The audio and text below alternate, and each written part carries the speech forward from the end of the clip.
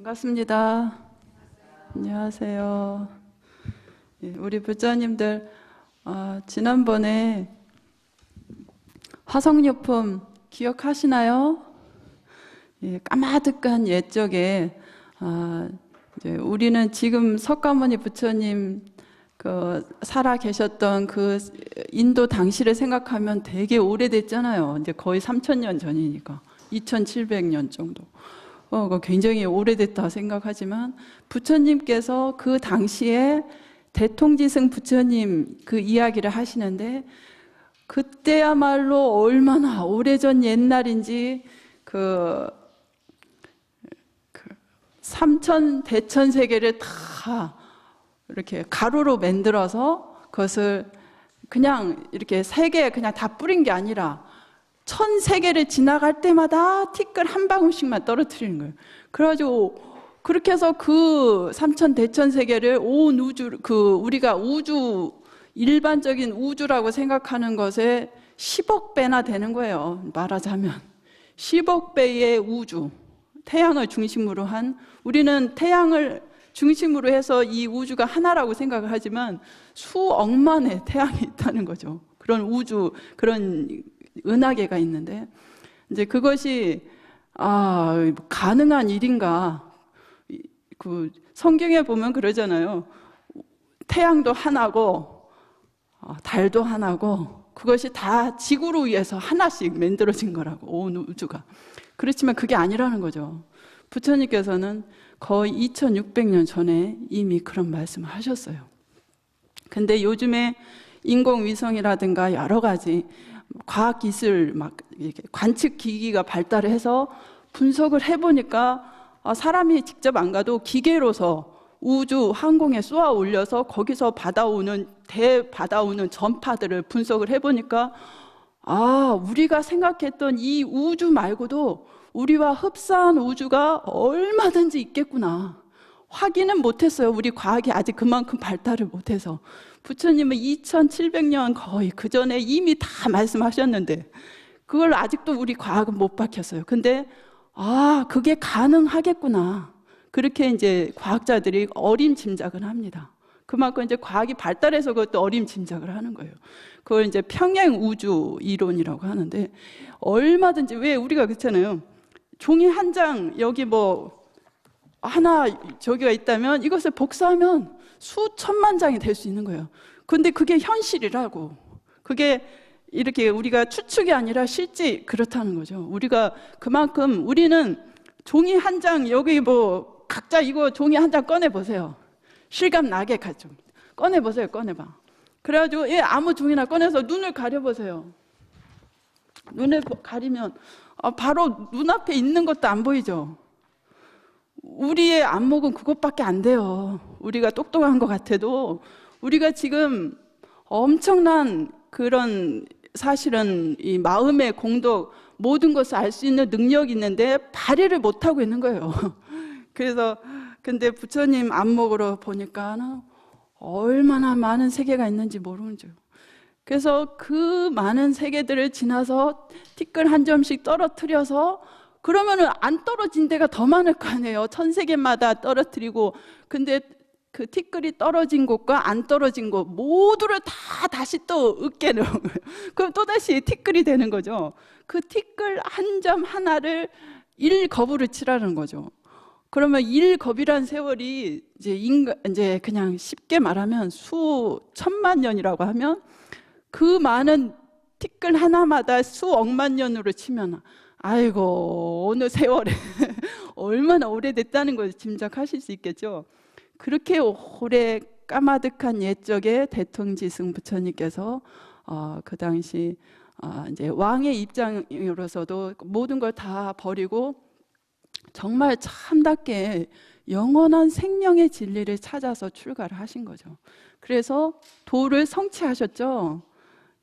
그래서 이제 그 나라의 이제 대통지승 부처님께서 출가하시기 전에 16명의 왕자를 두셨어요. 그래서 그 왕자들이 막 부귀롭게 왕궁에서 자라지만 그 모든 것을 모든 권세와 모든 부귀영화를 다 버리고 자기 아버지가 출가를 해서 부처님이 되셨다는데, 아, 우리도 이럴 때가 아니다. 내가 지금 아무리 호화롭게 살아도 나도 언젠가는 이대로 있으면 죽는데, 나도 부처님처럼, 우리 아버지처럼 나도 영원한 진리를 깨달아야 되겠다. 그래서 다 부처님한테 찾아가잖아요. 그 왕자들의 할아버지 되는, 그러니까 그 대통제성 부처님의 아버지 되는 그 전륜성왕도 여러 대신들을 드리고 다 법문을 들으러 가서 이제 그 부처님께서 깨달음을 얻고 나니까 얼마나 그 지혜 광명이 찬란한지, 그 부처님의 지혜 광명이 이제 천상 세계까지 그냥 쫙 뻗치고, 또 세계와 세계 사이마다 이 그 해가 비치지 못하는 어두운 세계가 있거든요. 그런 데까지도 환히 비춰서, 거기에는 생명체가 없는 줄 알았는데 빛이 비치니까, 왜 우리도 햇살이 쫙 비치면 거기가 내가 청술해서 깨끗한 줄 알았더니 막 먼지 투성인 게 다 보이잖아요. 햇빛이 비침으로 해서. 그래서 빛이 쫙 비치니까 거기에 보이지 않았던 무수한 생명체들이 오글오글 있는 게 다 보이는 거예요. 그래서 와, 여기에 언제 이런 생명이 있었을까 이렇게 놀랄 정도로, 그만큼 부처님 광명이 아주 찬란하게 온 법계를 비추니까 그 천신들도 다, 그 시방의 천신들이 다 내려와서 부처님께 법을 청하죠. 그래서 부처님께서 이제 모든 천신들이, 시방의 천신들이 다 운집했을 때, 다 법회 장소 왔을 때, 그제서 이제 법문을 하시는 거예요. 그래서 제일 먼저 법문하신 것이 어떤 법문이셨죠? 복습하는 거예요. 예? 사성제 법문이죠. 예, 맞아요. 박수. 이렇게 자꾸 기억을 되살려야 돼요. 그래서 사성제 법문으로서, 지금 우리가 살아있는, 우리는 내가 지금 먹을 것이 풍부하고 또 재산도 많고 남들한테 다 인정을 받아서 내가 잘 사는 것 같지만, 이것이 참다운 진리를 모르는 한은 이것이 영원한 행복이 아니라는 거죠. 그래서 진정하게 결국은 살다 보면 다 고통을 겪잖아요. 누구나. 그래서 그러면 그 고통을 벗어날 수 있는 방법, 그것이 뭐죠? 사성제 가운데. 그러니까 우선 고통을 인식하고, 그러니까 진리를 모름으로써 고통을 받는 그것이 고제고, 고통의 원인이 집제고, 그 다음에 그 고통이 사라진 참다운 열반의 세계, 그 진정한 평화의 세계죠. 우리가 추구해야 할 그것이 이제 멸제인데, 이 멸제에 도달하기 위한, 그러니까 우리의 고통을 없애기 위한 실천 방법, 그것을 구체적으로 제시한 것이, 그렇죠, 도제로서 팔정도를 가리켜서, 예, 박수 좀 쳐주세요. 예, 아주 잘 말씀하셨습니다. 그래서 팔정도로서, 우리 불자님들 팔정도 다 외우시죠? 예, 그런 거 이제 구체적으로 설명하려면 너무 시간이 걸리는데, 팔정도가 뭔가 여기 찾아보세요. 예? 그래서 이제 팔정도로서 우리의 고통을 해결할 수 있다. 그리고 거기에서 이제 제가 지난번에 사성제 법문으로서 깨닫지 못한 사람을 가리키기 위해서 또 12인연법을 좀 더 자세히 설명했다고 그렇게 말씀을 드렸는데, 그것도 맞기는 한데요.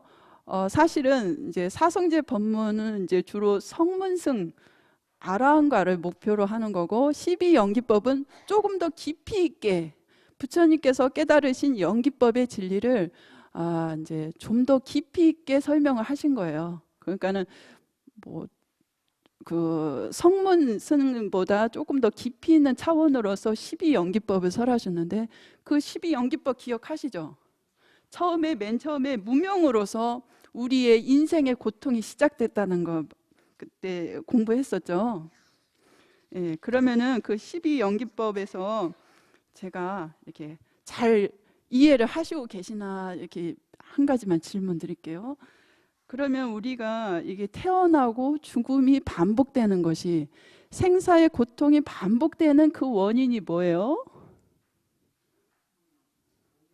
그렇죠. 근본 무명에 있는 거죠. 그래서 무명을 없애면 자연스럽게 우리의 나고 죽는 윤회의 고통이 사라지는 거예요. 우리가 이 윤회의 고통을 모르면, 이 윤회의 근본을 모르면은 끊임없이 내가 잘 나가면 되게 우쭐하고 막 기분이 좋고 막 우리 집안에 무슨 경사가 있으면 막 그걸로 신나 하다가 조금 일이 성그러지고 막 잘 안 되고 사업이 안 풀리고 하면 아이고 죽네 사네 또 이래요. 그런데 그런 것이 무수하게 반복이 되는데 그런 것은 인연 따라 저기 하는 거고 근본적으로 그런 일이 생기게 된 근원을 봐야 된다는 거죠. 그래야 참다운 어디에도 걸림이 없는 참다운 자유와 평화를 얻을 수 있는데 그 인생의 모든 고통의 근원이 무명이라고 그랬어요. 그렇죠? 그래서 무명을 모르고 생사가 반복되는 것을 생사유전문이라고 한다고 그랬죠. 무명으로 해서 행이 생기고 행으로 인해서 식이 생기고 식으로 인해서 명색이 생기고 명색으로 인해서 육군이 생기고 육입이라고도 하죠. 바깥 대상이 들어오는 곳이다 해서 육입이라고도 해요. 그래서 육군으로 인해서 또 촉이 생기고 막 이렇게 해서 12가지 단계로 이제 태어남이 생기고 태어났기 때문에 생로병사를 비롯해서 인생 8구가 시작되는 거죠.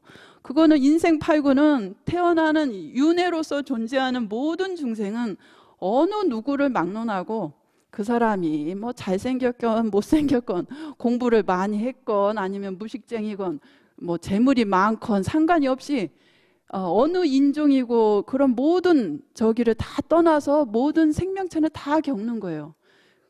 이 근원적인 이 윤회의 고통을 이렇게 해결하지 못하는 한은 다 누구나 겪는 고통인데 이것을 이제 반대로 정말로 생사의 고통을 해결하기 위해서는 먼저 우리의 그 윤회의 고통의 실마리가 된 거기를 먼저 제거를 하게 되면 자연스럽게 나고 죽는 생사가 없어지는 거죠. 그래서 이것을 이제 거꾸로 거슬러서 이렇게 없앤다 해서 뭐라고 그런다고 그랬어요?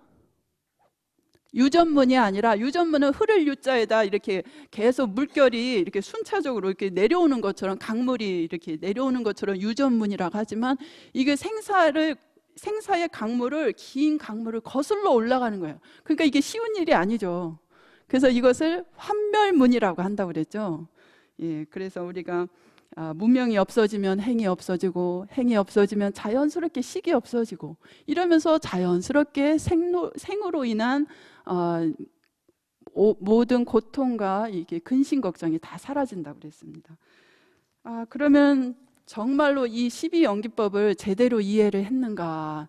이제 제가 요 질문을 해서 맞추시는 분은 제가 상도 드려야지. 잘 들어보세요. 그러면 우리가 이제 무명으로 인해서 이 인생의 무수한 고통이 사람마다 다 달라요. 자기가 지은 업이 다르기 때문에 어떤 사람은 돈이 없어서 아주 막 중내산해하고 어떤 사람은 돈이나 이런 건 많은데 이 명예가 안 높아져서 승진을 못하거나 아니면 자기가 높은 지위에 오르고 싶은데 그게 안 되는 거예요. 아무리 노력을 해도 막 재수 없이 막 안 돼. 이렇게 뇌물도 바쳐서 했는데 우연찮게 다른 사람이 들어와서 그 사람이 탈락이 되고 자꾸 이런 일이 반복되기도 하고 또 어떤 사람은 그런 건 다 괜찮은데 몸이 아파서 고통을 겪고 이게 다 자기가 처한 위치마다 자기가 지은 업이 달라서 고통의 그 이제 종류도 각각이거든요. 근데 이제 모든 그런 고통들을 정말 이런 이제 갖가지로 겪는 고통들 이런 이제 업이라고 그러잖아요. 그럼 이런 업과 윤회 이런 것이 불교에서는 인정을 하는 겁니까? 어떻게 생각하세요? 인정을 하는 거죠. 업과 윤회가 있다고 인정을 하는 거죠. 그렇지만 그게 완전히 고정적인가요? 왜 고정적이 아닐까요? 그렇죠. 우리가 수행함으로써 그것을 바꿀 수 있는 거죠. 예, 박수 좀 크게 쳐주세요. 아유, 잘 이해하고 계시네요. 이게 누구나 다 뭐 불교를 공부하면 쉽게 맞출 수 있는 것 같아도 깊이 있게 생각을 못하면은 업과 윤회는 고정적으로 있는 것이다. 이래가지고 숙명론에 빠질 수가 있어요. 그렇게 숙명론을 가리키는 건 아니에요, 불교는. 그러니까 업과 윤회도 얼마든지 변혁이 가능하다는 거죠. 그렇기 때문에 중생이 부처가 되는 거예요. 보살이 되고. 그럼 이제 한 가지만 더 좀 깊이 있게 질문을 하면, 그럼 중생이 그렇게 싸가지 없던 사람도 정말 진심으로 뉘우치면 하루아침에 성인이 될 수가 있어요. 그래서 아주 막 극악무도한 사람이 내일 모레 이제 사형 날짜를 받아놨는데, 감옥소에서 정말 개가천선해서 참회해서 성자의 마음을 내서 이제 그렇게 해도 바뀌는 수가 있는데, 그렇게 바뀌는 근본이 뭘까요? 네?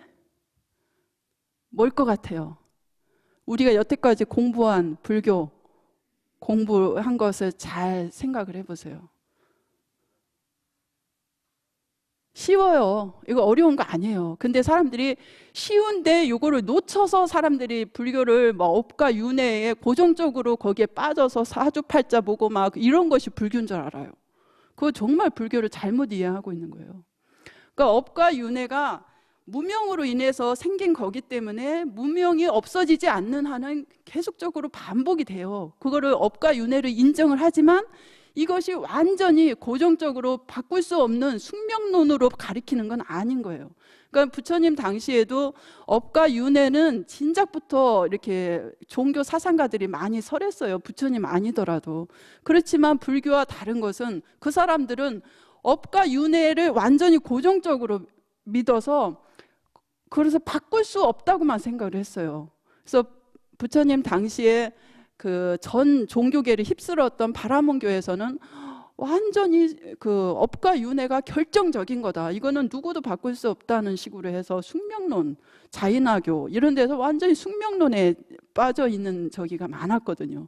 근데 부처님께서 이것이 절대로 고정적인 것은 아니다. 그러니까 업과 윤회를 부정은 안 해. 왜냐하면 지은 것은 받아야 되니까.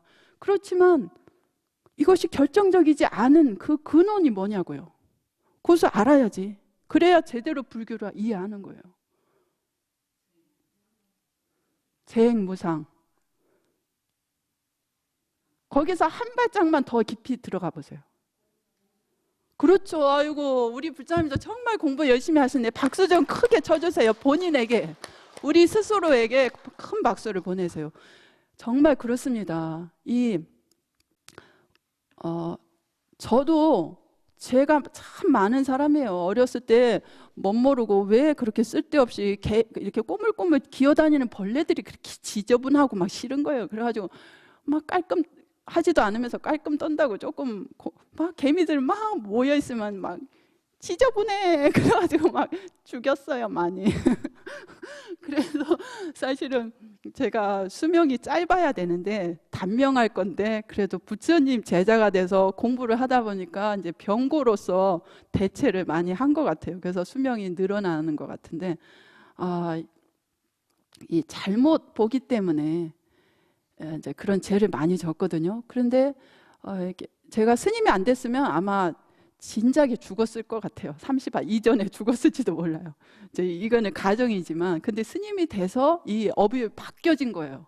근데 그런 예가 많아요, 사실은. 그래서 어렸을 때 사주에 보면 뭐 10살 이내에 죽을 나이다. 이 아이는 부처님 제자가 안 되면 10살 이내에 죽는다 했는데, 스님 돼서 지금도 그런 스님들이 계시거든요. 스님이 돼서 뭐 지금 60이 다 돼도 멀쩡하게 잘 살아 계시고, 이게 공덕을 지음으로써 업을 바꾸니까 이게 자기 받아야 할 과보도 바꿔지는 거예요. 근데 그렇게 업이 바뀔 수 있는 그 근원이 뭐냐면, 그냥 우리는 뭐 그런 예화들을 들으면 재밌게 듣기만 하고 마는데, 그렇게 정말로 본질적으로 바꿔질 수 있는 그 근원, 그것이 뭐냐면 아까 말씀하신 대로 공이에요. 이 모든 사물이나 이런 뭐 펜 하나라도 그렇고, 살아있는 거기에 목숨이 붙어있는 모든 중생이나 모든 일반 사물도 그렇고 바탕이 공이기 때문에 얼마든지 바꿔질 수가 있는 거예요. 그래서 여기서 그냥 물은 우리가 마시는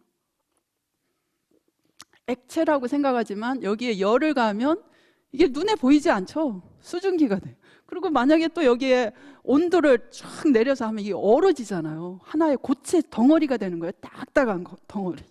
근데 평상시로 온도를 높여주면 이게 자연히 또 녹아서 물이 되고 이것이 반복이 되잖아요. 또 여기에 만약에 다른 화학 성분을 통해서 뭔가를 하면 막 요즘에는 그런 것도 많이 이렇게 막 과학이 발달해서 바닷물을 이용해서 석유를 만든대요. 그러니까 바닷속 자체에 그 석유 단지를 개발한 게 아니라 바닷물에다가 어떤 화학 원리를 해서 이제 실험 그 장비가 좀 많이 들긴 했지만 아직 이것은 보편화되지는 않았는데 인류가 이제 연료가 부족하니까 뭔가 고안을 하다 보니까 물을 전환시켜서 석유로 바꿀 수 있다는 거예요. 그런 모든 이렇게 변화가 가능할 수 있는 배경이 뭐냐면 아까 말한 대로 제법이 공하기 때문에 그런 거예요. 그래서 제법 개공이라는 것은 이 공에서 무한한 것이 창조가 되는 거예요. 그래서 이제 그것을 이제 제가 간단히 짚었고요. 우리 불자님도 이제 12연기법을 잘 이해하셔서 이 12연기법을 해서 우리가 잊지 말아야 되는 것은 이것을 뭐 줄줄줄 외우는 것도 중요해요. 공부를 하려면 외워서 그것을 그 의미를 파악하는 것도 중요한데 그 골자를 잊지 말아야 돼. 그러니까는 이 우리가 윤회 고통이 근본적으로 고정적으로 있는 거냐? 고정적으로 있는 거예요? 아니라는 거예요. 이것은 얼마든지 우리가 바꿀 수 있다는 거예요. 이 무명을 깨뜨리는 만큼 지혜가 열려서 그만큼 공부가 이제 성숙이 되면 이 우리의 번뇌도 우리가 지금은 막 탐내고 성내고 막 어리석고 이런 번뇌의 찌들은 중생이지만 우리가 부처가 될 수 있는 근본 배경이 뭐냐면 이 번뇌가 본래 있는 게 아니기 때문에 무명 번뇌도 본래 있는 것이 아닌데 우리가 착각을 해서 이렇게 끊임없이 나는 이렇게 욕심을 내고 이렇게 성질 내는 것이 원래 나라고 착각을 하는 거예요. 그래서 자기의 본 모습을 모르기 때문에 끊임없이 윤회의 고통을 받는데 그게 아니라는 거죠. 우리의 참 모습은 원래 무명이 있었던 것이 아니에요. 그래서 이제 사실 이 불교를 공부하지 않으면은 이제 물론 이 이제 진리를 똑같은 불교에서 설하는 진리를 똑같이 배운다면 누구나 다 행복해질 수 있는데 이 참다운 생명의 진리를 몰라서 정말로 영원한 생명에 우리가 도달을 못하는 거예요. 근데 이제 우리 불자님들은 참 행복하신 줄 알아야 돼요. 정말 내 근원이 이렇게 인간으로서 살 수밖에 없다고만 생각을 하면 인간의 한계를 뛰어넘지 못한다고 하면 얼마나 암울합니까? 물론 인간은 다른 짐승들보다 날아다니는 새보다 훨씬 우월하죠. 벌레들보다. 그리고 또 귀신이나 아니면 지옥 중생들보다는 훨씬 우리가 차원이 굉장히 높은 거죠.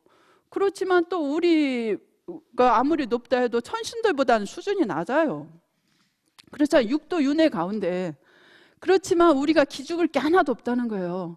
천신이나 모든 우리 인간이나 아니면 벌레나 우리의 모든 생명의 근원은 똑같이 뭐라고 그랬어요? 일체 개공이라고 그랬죠. 근원이 똑같이 공성에서 나왔어요. 거기에서 한 생각 어떻게 먹느냐가 그 사람을 좌우하는 거예요. 우리 불자님들 법문 지금 이제 듣기 전하고 지금 법문을 듣고 그렇구나.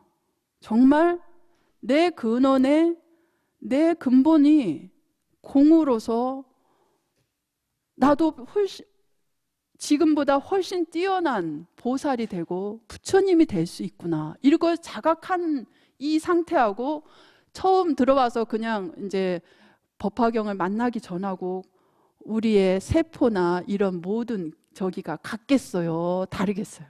그게 잘 표시는 안 나지만 이게 굉장히 달라져 있어요. 그래서 이제 그렇게 미세하게 측정기가 없어서 우리는 내가 얼굴이 똑같이 생겼으니까 그리고 뭐 머리도 똑같은 것 같고 그런 것 같아도 우리가 수행한 만큼 달라집니다. 그리고 마음으로 얼만큼 정말 100% 긍정하느냐에 따라서 확 뛰어오르는 사람이 있고, 어떤 사람은 미적지근하게 그게 그 타령 그것이 마음으로 깊이 받아들이지 않으면, 지난번에 약초요품에서 그런 게 나왔죠. 여러 가지 풀과 나무들이 있는데 그 받아들이는 비의 양에 그 나무들마다 다르니까 성장 속도도 다르고 무성해지는 게 다르다고. 그렇지만 내리는 비는 한 맛이라서 다 평등하게 모든 중생에게 다 똑같은데, 받아들이는 중생의 근기 때문에, 근기 가운데 제일 첫 번째가 신심이에요.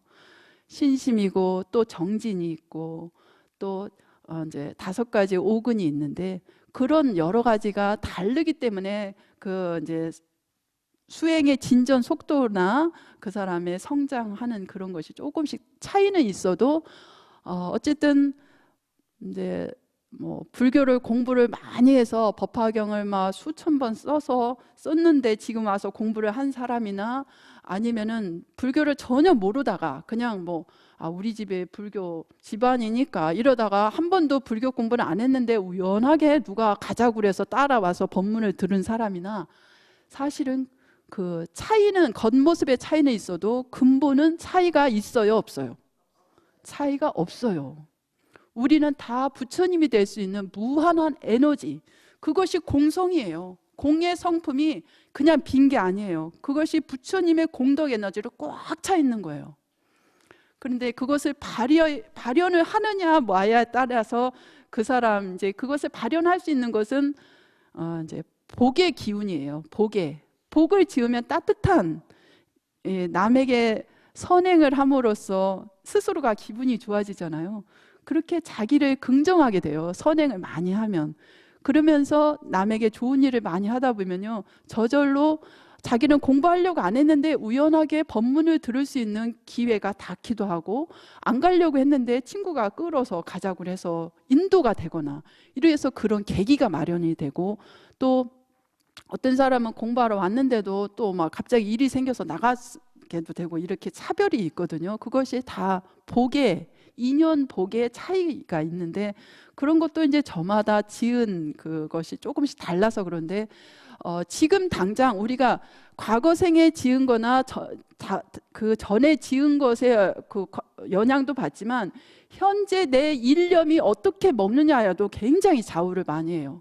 내가 지금은 참 복이 없어서 공부를 못하지만, 나도 정말 불보살님, 관세음보살님처럼 한없는 자비를 나도 실현하고 싶다. 내가 지금은 이렇게 못생기고 능력도 하나도 없고 가난뱅이고 그래도 나도 꼭 부처님이 되고 싶다.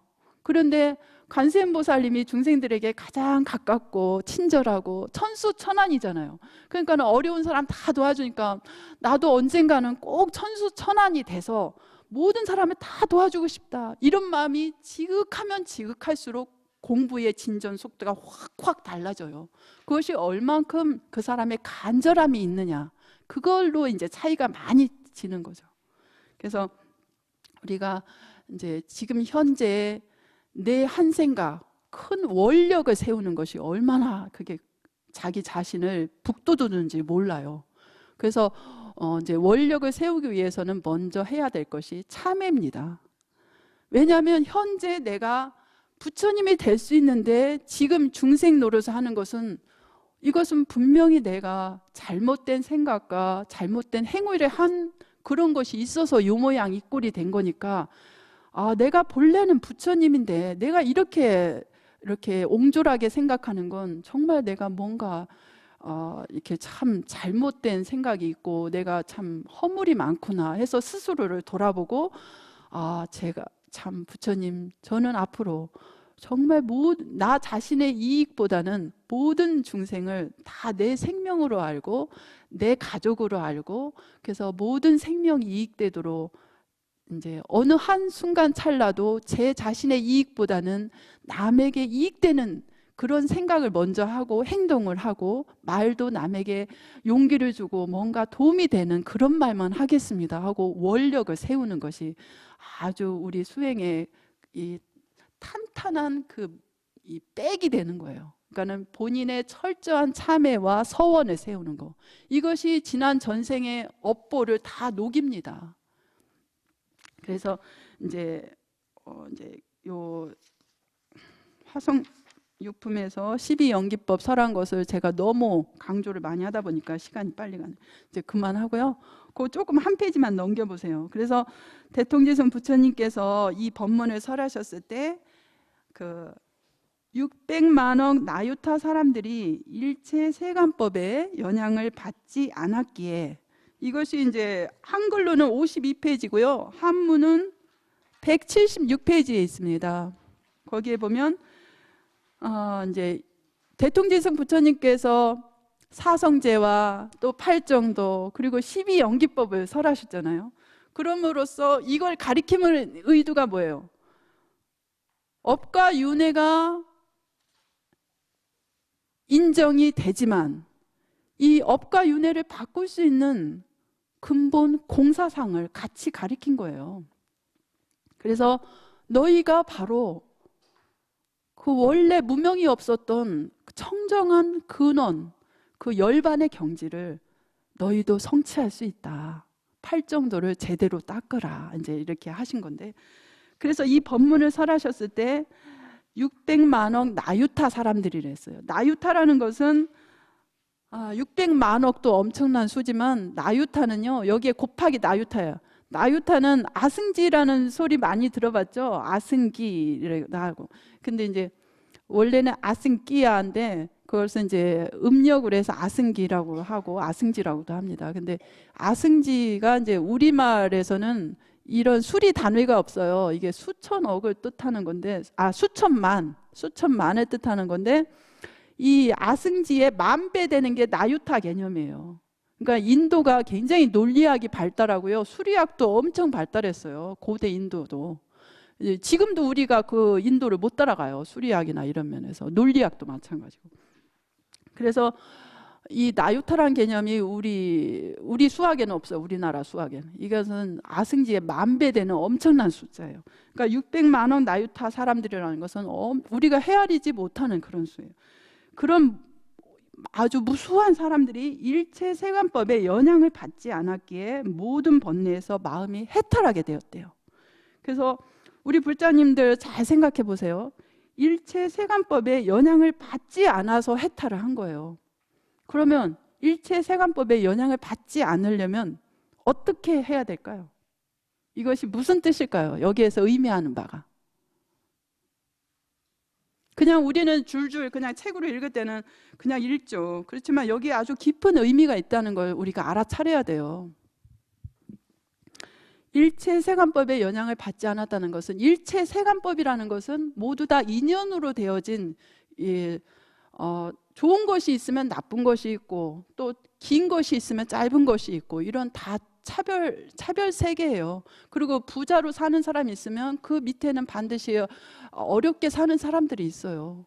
그리고 이쁜 사람이 있으면 못생긴 사람도 있고, 이렇게 상대적인 세계라서 너와 나의 차별이 다 존재하는 세계예요. 그런데 일체 세간법에 영향을 받지 않으려면 그러면 어떻게 해야 될까요?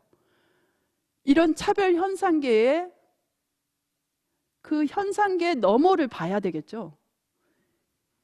이 차별 현상, 이런 현상이 이렇게 상대적으로 존재하는 것은 뭐 때문에 그래요? 내가 질문한 속에 이미 답이 다 나와 있어. 예? 인연으로 된 거라서 그렇거든요. 인연으로 된 거라서. 그러니까는 아까 말한 대로 착한 마음으로 뭔가를 정말로 좋은 의도로서 했는데 이제 그것이 잘 안 풀리는 사람도 있지만, 이렇게 그러니까 원인과 조건이 어떻게 결합하느냐에 따라서 결과도 달라지잖아요.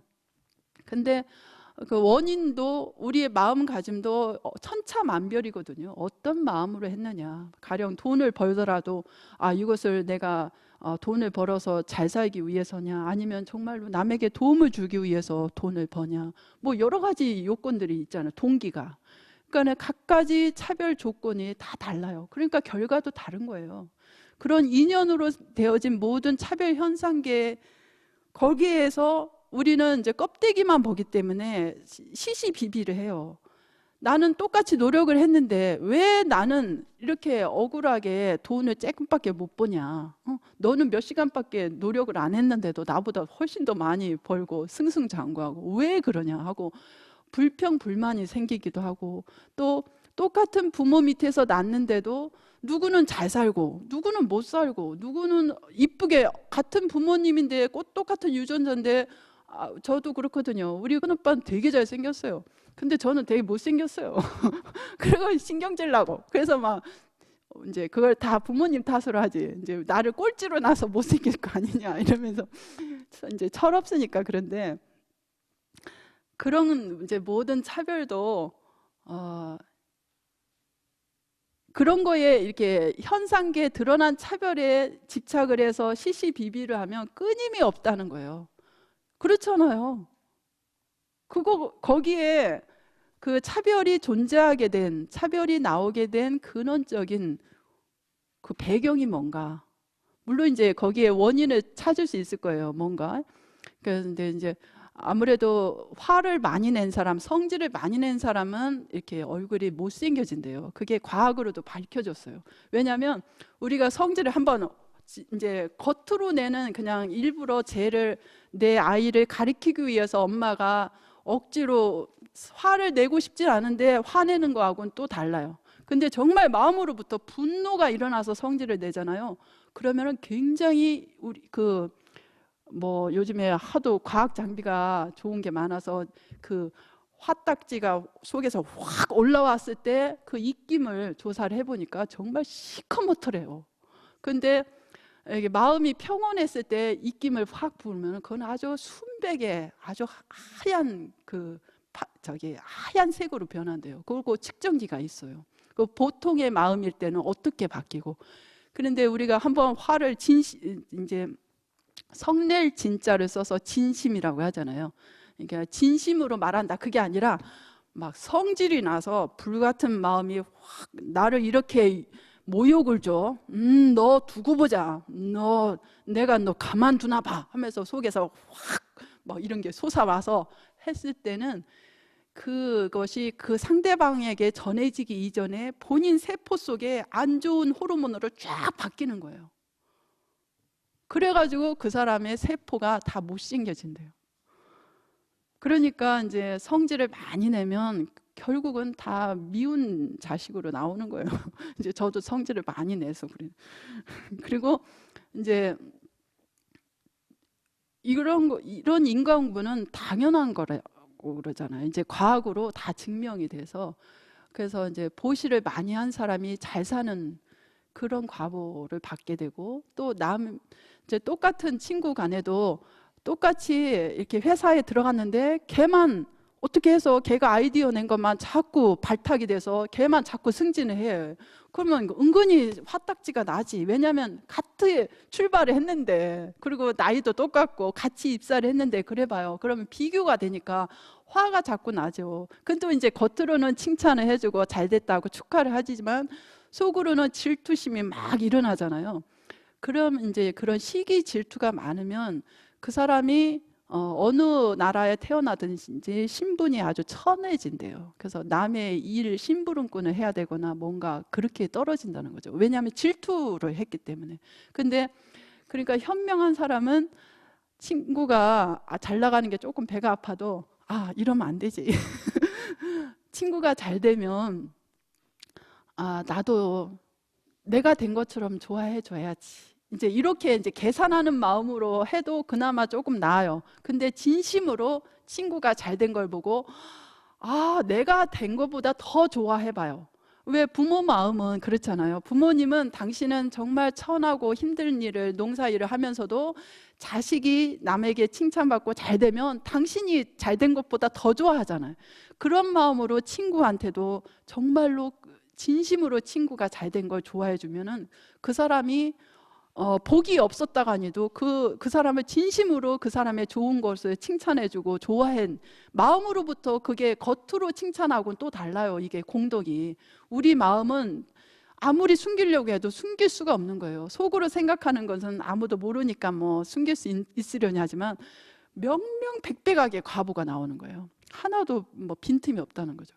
그래서 진심으로 정말 자기가 잘 된 것보다 더 좋아하고 이렇게 막 정말 잘 됐다고 축하를 해주면 그 사람이 승진할 복이 없어도 승진할 인연이 한 발자국 훨씬 더 가까워진다는 거예요. 그래서 그런 것을 반복적으로 남의 잘된 것을 칭찬해주면 그 사람이 그런 복을 전생에 지은 게 없었어도 자꾸 자기도 그런 인연이 닿아서 어느 날 다른 데로 발탁이 돼서 더 좋은 데로 가고 그런 기회가 접할 수 있는 게 훨씬 프로테지가 높아진다는 거죠.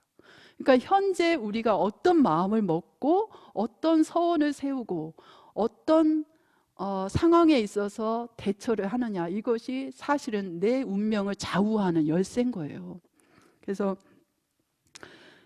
아까 이제 제가 여기 일체 세관법의 영향을 받지 않는다, 이것을 설명하려면은 사실 저는 한 막 2시간은 해야만 될 것 같아요. 근데 여기에서 우리의 본 성품을 봐야 된다는 거예요. 그러니까 차별 현상계에만 보면은 끊임없이 시비가 나오고 아무리 내가 높은 지위에 올라서도 더 좋은 사람들이 또 보여. 그리고 최고 주위에 올라서도 천신들보다는 우리가 못하잖아. 그러니까 또 시기 질투가 나오고 부러움이 나오는 거예요. 영원히 만족이 없어요. 이 현상 차별계에서만 머물면 우리의 안목이. 그렇지만 현상 차별계의 너머에 그 현상 차별계가 존재하게 된 근본이 뭐냐 이거예요. 근본은 아까 말한 대로 일체 법이 다 평등한 공이에요. 그 공을 철저히 느끼면은 나와 남이 다름이 없어요. 그래서 정말로 자비심도 나오고 남이 아프면 내가 더 아픈 것 같고 이런 보살의 대원력이 나오는 거예요. 그래서 이제 그렇게 될 때 근본을 보면은 이렇게 흔들리지 않죠. 자기 스스로도 좋은 일이 생겨서 이제 순경계의 사람들은 잘 되면은 막 우쭐해지고 막 자기밖에 세상에 높은 사람이 없는 줄 알고 우쭐해지고, 또 어려운 일이 닥치면은 막 땅이 꺼질듯이 막 그 역경계 앞에서는 막 비굴해지고 막 이렇게 처참하게 무너지는데, 정말로 근본을 보는 그 안목이 열리면은 역경계나 순경계에 크게 흔들리지 않는 거예요. 언제나 평정한 그 마음. 우리가 현상계는 인연 따라서 수시로 차별이 있지만 우리의 근본은 청정부동한 거거든요. 그것이 한마디로 공성이라고도 하고, 그러니까는 실체로 보면 실체가 없거든. 그래서 공한 성품이라는 거예요. 그런데 공한 성품이 없는 것이냐 하면 없는 게 아니에요. 부처님의 마음이에요, 그게. 그래서 불성이라고도 하고 그걸 진여라고 하죠. 그것이 참 모습이라는 거예요.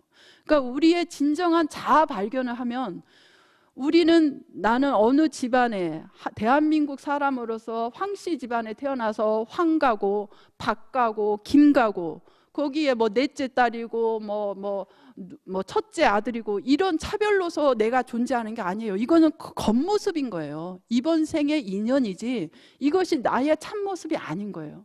그래서 모든 존재의 참모습은 진여불성인 거예요. 이것은 아예 공식적으로 외우세요. 따라서 해보세요. 진여불성. 내 얼굴은 원래는 진여불성이야. 부처님 마음이야. 이렇게 자신에게 자꾸 해서 나는 이렇게 요 정도로 못생기거나 요 정도로 조금 이쁘거나 이것이 내 모습이 아니야. 내 마음은 부처님 마음이고, 그러니까는 이제 순간순간에 이제 이런 것이 바로 정견인 거예요. 사물을 있는 그대로 보는 거. 그것이 이제 정견인데, 거기에서 이제 우리가 생활에서 적용을 해 나가는 거죠. 내가 누가 나한테 나쁜 말을 해주는데 기분이 확 나빠져. 그럴 때 내가 그 말에 이렇게 기분이 나빠지면 안 되지. 내 허물을 지적해 준 건 참 고마운 건데 내가 참 허물이 있어서 그랬구나. 내 마음은 원래 부처님 마음인데 내가 왜 성질을 냈을까? 이렇게 해서 스스로를 자꾸 돌이켜야 돼요. 그런 것이 정사유예요. 그러니까 바른 정견에 입각해서 끊임없이 생활에서 자꾸 돌리는 거죠. 그렇게 해서 이제 하면 되는데 아이고 큰일 났네. 이거 다 못해서 오늘 다 끝났어야 돼. 하여간에 이래가지고 부처님께서 이제 이렇게 기본 가르침을 석가모니 부처님도 그러셨잖아요. 일반 대승경전, 소승경전부터 다 설하시고 이제 이 법화경을 맨 나중에 설법을 하신 거거든요. 이 법화경에 있는 제법 실상의 도리는 그 공을 터득한 데에서 한 발자국 더 깊이 내려가야지 되는 거예요. 그 진여 불성, 아까 말씀드린 대로 그것이 제법의 참다운 얼굴이에요. 진정한 자아 발견인데 그것을 이해하기까지가 어렵기 때문에 대통지승 부처님도 12연기법까지 설법을 하시고 거기에서 깨달은 도인들이 많이 나왔는데, 그런데도 이제 부처님이 가장 핵심적인 진리는 말씀 안 하셨어요. 그러다가 그 16왕자들이 여기에 많은 대중이 깨달았는데 부처님이 될 수 있는 정말 핵심적인 가르침, 안육따라 삼맥삼보리 법을 가르쳐 주십시오 하고 간절히 애원을 하니까 그것도 그 청을 받아들여서 바로 설법도 한 게 아니라 2만 겁이 지난 다음에 그만큼 수행이 더 깊어져야 된다는 거죠. 그 다음에 법화경을 설하셨어요, 대통지승 부처님께서. 그러니까는 우리는 부처님께서 이제 40년이 넘도록 법문하시고 맨 마지막에 이 법화경을 설법을 하셔서 되게 늦게 하셨다 했지만 대통지승 부처님은 훨씬 더 오랜 기간을 그 일반 가르침을 더 설하신 거예요. 그리고 이제 나중에 그것도 이제 숙성이 많이 돼서 아라한가를 얻은 도인들이 많이 나왔는데도 2만 겁이 흐른 다음에서야 법화경을 가르쳤다는 거죠. 그래서 이제 제가 빨리 요약을 해야 되는데 시간이 다 가버렸어요. 그래서 죄송합니다. 제가 사실은 12연기법이며 이런 거 막 설명을 해줄 게 너무 많아서 재미난 얘기도 못하고 그냥 오늘 이걸로 마쳐야 되겠네요. 다음에 이제 그냥 요거는요, 요거 각자 다 쓰시고 다음에 조금 더 추려서 말씀드리겠습니다. 사경 전에 우선 몸과 마음을 단정히 하고 깨끗이 해서 이제 집에서 향을 피우면 좋고요. 없으면 마음을 정성껏 모아서 하시면 돼요. 그리고 이제 천수경에 나오는 그 정구업진언, 그리고 오박내외 안의 재신진언부터 해서 개경계 개법장진언까지 하시고 이제 하시면 되는데, 바쁠 때는 보통 그냥 정구업진언부터는 안 하고 그냥 개경계부터 바로 하죠. 그래서 이제 지금 우리가 그 나눠드린 거 다 꺼내 보세요. 사경전 의식 나눠드린 거, 예, 거기 개경계부터 같이 해보겠습니다. 개경계 무상심심미묘법 백천만검난조 아금문견 특수지 원내열의 진실의 개법장진언 오마라나 마라다 오마라나 마라다 오마라나 마라다. 예, 그리고 이제 이 말 그대로 같이 합장하고, 부처님, 제가 지금 법화경을 사경하오니 경전에 담긴 진실한 의미를 깨달아지이다. 나무 묘법 연화경, 나무 묘법 연화경, 나무 실상 묘법 연화경.